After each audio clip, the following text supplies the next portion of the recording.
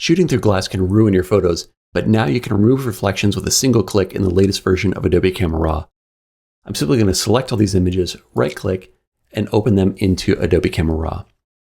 I saw these when I was passing through the Minneapolis airport.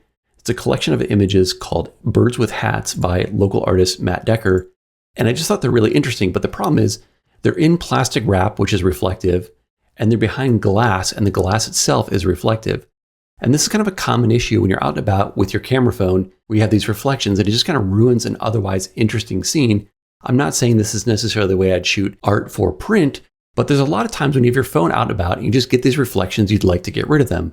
Well, we can get rid of them now with a new tool in Adobe Camera Raw 17.1.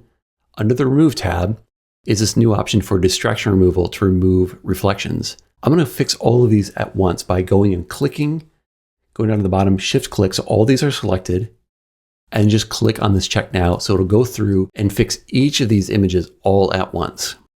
It's going to take a minute, so I'm just going to accelerate the video here. And I don't even think that took a full minute, but let's take a look at the results we have here. If we go image by image, here's the before, where you can see all these reflections in the background, and here's the after. Is it perfect? No, I still see reflections, but it is much, much better. It's much more usable. And for a casual shot where I want to try and capture something and share with a friend to let them know about this work that Matt did, well, it's a great result. And it's super interesting. We have this remove reflection slider here.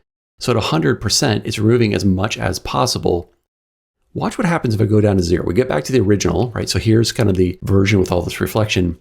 Something interesting happens. We can go in the opposite direction, which actually shows what was reflecting off the glass. So you actually see me, my shadow. You see the parking structure at the window behind me. You can see the airport terminal around me. It is incredibly intelligent. It actually sees the room behind me with this result.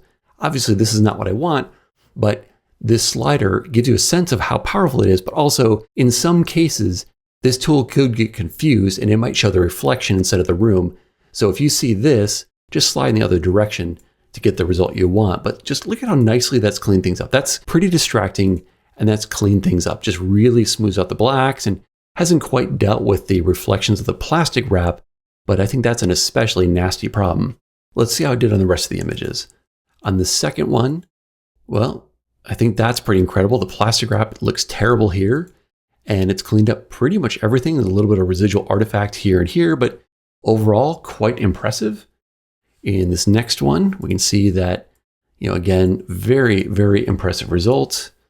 This next bird here, I mean, it's doing a great job with the cellophane here. So it looks like the bigger the image is, the better it does with this reflection. This next one, not quite as good for some of the really hot spots here, but if you wanted to use the clone tool, you can. It's certainly a much improved result and wouldn't be terribly hard to fix these residual issues. And on the last one here, it's done a really nice job. So I think this is a very interesting tool for just casual shots. You do need to be capturing a raw photo versus a JPEG right now to use this tool, but it's already great. And now click to the video linked below to learn a really cool way to hack this tool to remove lens flare.